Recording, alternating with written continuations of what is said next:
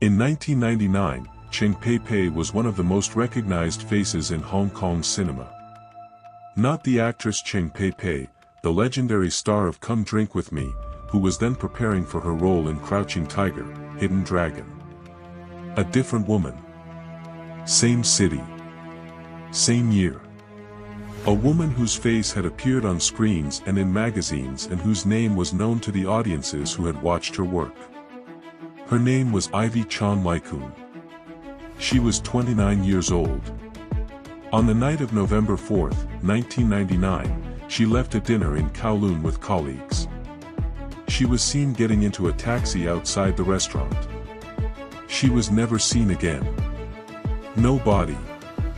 No ransom demand. No confirmed sighting. No explanation that any investigation has been able to establish in the 25 years since she disappeared. Hong Kong is a city of 7 million people in approximately 1,100 square kilometers, one of the most densely populated places on Earth, with one of the most extensive surveillance infrastructures in Asia. Ivy Chan Lai-kuen walked into it on the night of November 4, 1999, and was swallowed whole. Ivy Chan Lai-kuen had built a career in Hong Kong's entertainment industry through the 1990s. She was not the most famous name in Hong Kong's cinema. The industry in the late 1990s was dominated by the stars of the golden era of Hong Kong action films, the names that had crossed into international consciousness. Ivy Chan worked at a different level: television appearances, supporting roles, the kind of professional presence that made her recognizable to regular viewers of Hong Kong entertainment without placing her in the top tier of celebrity. She was 29 years old in November 1999. She had the specific energy of someone building something, adding credits, developing relationships in the industry, moving through the Hong Kong entertainment world with professional purpose and the ordinary ambitions of a person who had chosen a competitive field and was finding her place within it. By the accounts of colleagues and friends who spoke to investigators and journalists after her disappearance, she was not someone who showed signs of distress in the period before November 4th. She had no known financial difficulties. No documented personal crisis. No relationship situation that those close to her had identified as a source of danger.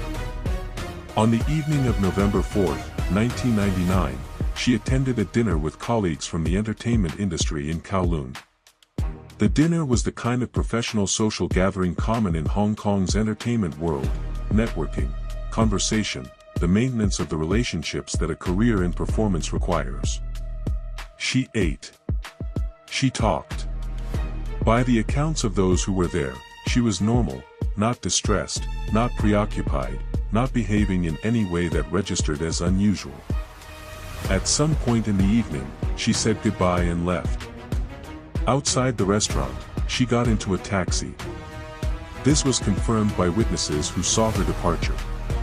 The taxi moved into the Kowloon traffic and became one of thousands of vehicles moving through the city on a Thursday night. No one who was with her that evening had any reason to believe it was the last time they would see her. Hong Kong in 1999 was a city in a specific moment of its history. The handover from British to Chinese administration had occurred 2 years earlier, in July 1997. The city was adjusting, politically, economically, socially, to its new status as a special administrative region of the People's Republic of China. The financial crisis of 1997 to 98 had hit Hong Kong hard, and the entertainment industry had contracted alongside the broader economy. It was also a city with a well-developed investigative infrastructure, a police force with significant resources and experience, a CCTV network that was extensive by the standards of the time, and a media environment that would ensure any significant disappearance received public attention. None of these advantages produced an answer for Ivy Chan. If stories like this are reaching you for the first time, subscribe to Unsolved East and hit like. New episodes every week. The alarm was raised when Ivy Chan failed to appear for commitments over the following days. Friends and colleagues contacted her. There was no response. Her family reported her missing to Hong Kong police. The investigation that followed was handled by the Hong Kong police force with the resources that a missing persons case involving a public figure in a major city generates: significant attention, significant personnel, and the media coverage that accompanies both. The investigative picture that emerged was defined almost entirely by absence.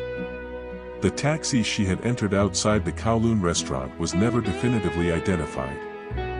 Hong Kong had thousands of licensed taxis operating on November 4, 1999. Investigators reviewed what records were available. They established that she had gotten into a taxi. They could not establish which taxi, which driver, or what route was taken from the restaurant. Her mobile phone went silent after that night. Her bank accounts recorded no activity. Her apartment showed no signs of her return. No personal belongings were found in locations that might indicate what had happened. The investigation generated significant public attention in Hong Kong, the disappearance of a figure from the entertainment industry in circumstances this unexplained produced the kind of media coverage that keeps a case visible. Tips were received and followed. Nothing produced a confirmed lead. Hong Kong police have never officially closed the case. It has remained open for 25 years.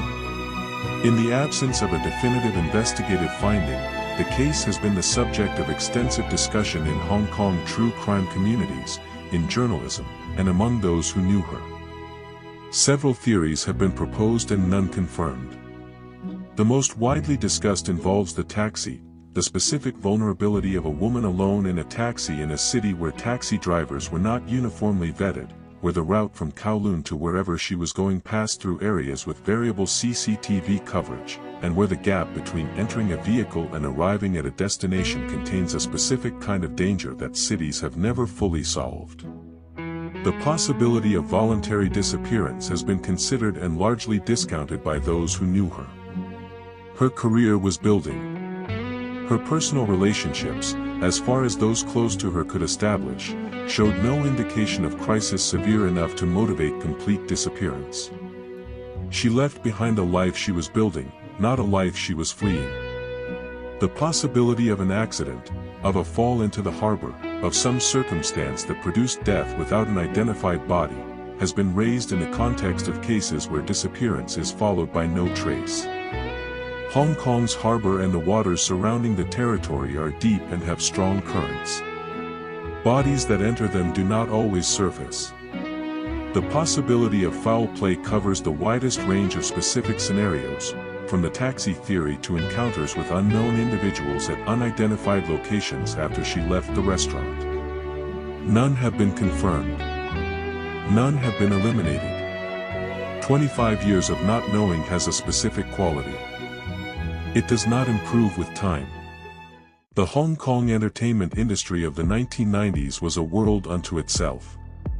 It was an industry that had produced, across the previous 2 decades, some of the most influential cinema in Asian history, the martial arts films, the crime thrillers, the comedies and dramas that had defined a genre and exported Hong Kong culture across the world. By 1999, the industry was contracting, the financial crisis had reduced budgets, the market had shifted, the golden era was ending and the people who had worked within it were navigating a transition. Ivy Chan was working in this environment, building a career in an industry that was changing around her, developing the professional relationships that a performance career requires, moving through a world that was simultaneously glamorous in its public presentation and precarious in its actual economics. Her disappearance affected the community she had been part of. Colleagues who had worked with her gave interviews in the weeks and months after she vanished. They described her as professional, committed, someone who was working hard and building something real. They expressed the specific disorientation of losing someone from a community where professional relationships and personal relationships are closely intertwined, where the people you work with are also the people you know, and their absence leaves a gap in both dimensions simultaneously. Several colleagues maintained public attention on the case in the years that followed, giving interviews on anniversaries of her disappearance, calling for continued investigation, keeping her name visible in a media environment that moves quickly and returns rarely to cases that remain unresolved. Their efforts have not produced an answer. But they have ensured that Ivy Chan Lai-kuen is not simply a name in a police file. She remains, in the memory of those who knew her, a person who was somewhere and then was not, and whose absence has never been explained. The Hong Kong entertainment industry has continued. The city has changed enormously in the 25 years since her disappearance, politically, culturally, physically. The Kowloon restaurant district where she had dinner on November 4, 1999, is still there. The roads her taxi would have traveled are still there.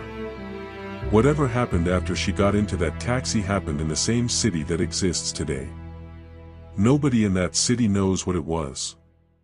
Hong Kong police have never closed the case of Ivy Chan Lai-kuen. In Hong Kong, as in most jurisdictions, a missing persons case that has not been resolved through the discovery of remains or the establishment of what occurred remains technically open, assigned to a unit, reviewable, capable of being reopened if new evidence emerges. The open status is administrative. It does not mean active investigation. It means the file exists and has not been formally concluded. After 25 years, the file exists. The people who were at the dinner on November 4, 1999, have continued their lives.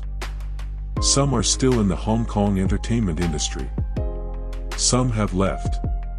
Some have given interviews about Ivy Chan in the years since her disappearance, careful interviews, measured by what they know and what they don't, shaped by the specific humility of people who were with someone on the last ordinary evening of her known life and who have spent 2.5 decades unable to explain what happened next. The taxi driver, whoever it was, has never been identified. The route from the restaurant to wherever she was going has never been established. Whatever happened in the gap between getting into that taxi and ceasing to exist in any traceable form has never been explained. Hong Kong is a different city in 2024 than it was in 1999. The political changes of the intervening years have transformed its institutions, its media environment, and its relationship to the kind of public discourse that keeps cold cases visible. Whether those changes have made it more or less likely that the truth of what happened to Ivy Chan will ever emerge is a question that cannot be answered from the outside. What can be said is this. She was 29 years old. She got into a taxi. She has not been found. The file is still open.